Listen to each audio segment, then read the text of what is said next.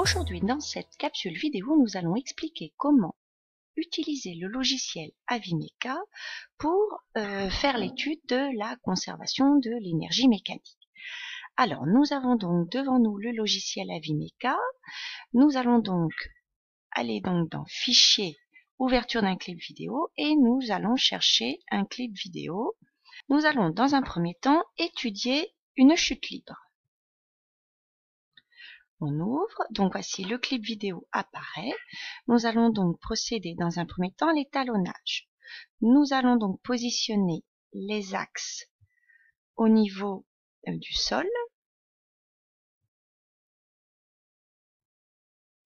comme ceci, et nous allons indiquer donc l'échelle.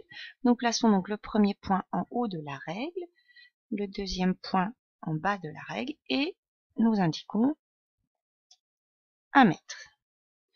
Ensuite, nous cliquons sur mesure et nous allons cliquer sur la balle. Nous nous mettons donc bien au centre de la balle et nous cliquons à chaque fois au même endroit, au milieu de la balle, jusqu'à ce qu'elle touche le sol. Voilà. Ensuite, nous faisons Fichier, Mesure, copier dans le presse-papier le tableau. Nous validons OK. Nous allons ensuite dans Régressie, Fichier, Nouveau, presse-papier. Et là, nous avons donc nos variables qui apparaissent. Première colonne, le temps. Deuxième colonne, les valeurs suivant l'axe des X. Et troisième colonne, suivant l'axe des Y. Nous allons donc essayer de faire une étude énergétique. Pour cela, nous avons possibilité d'afficher le graphique. Je vais cliquer sur ligne pour relier les points. Donc voilà à peu près. Donc ici nous avons X et Y en ordonnée et le temps T en abscisse.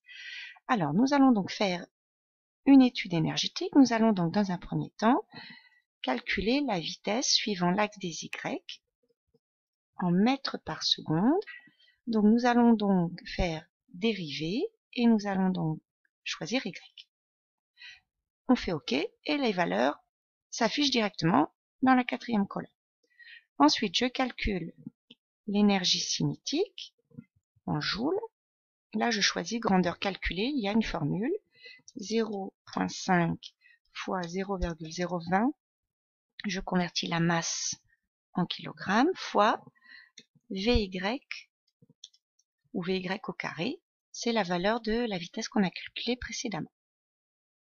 Ensuite, je fais à nouveau ajouter une grandeur et je vais calculer l'énergie potentielle de pesanteur. Toujours, je mets la formule mgz, 0,020 c'est la masse de la balle, fois g 9,81 fois y, puisque la balle se déplace selon l'axe des y.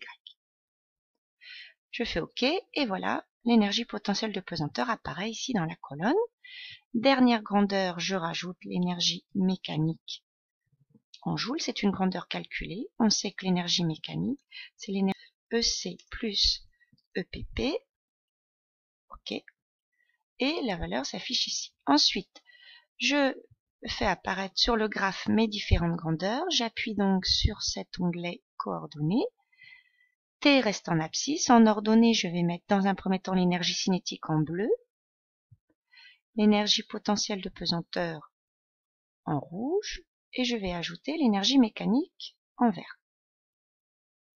Je fais OK et les trois courbes apparaissent et on voit donc en vert l'énergie mécanique se conserve, on a pratiquement une valeur constante.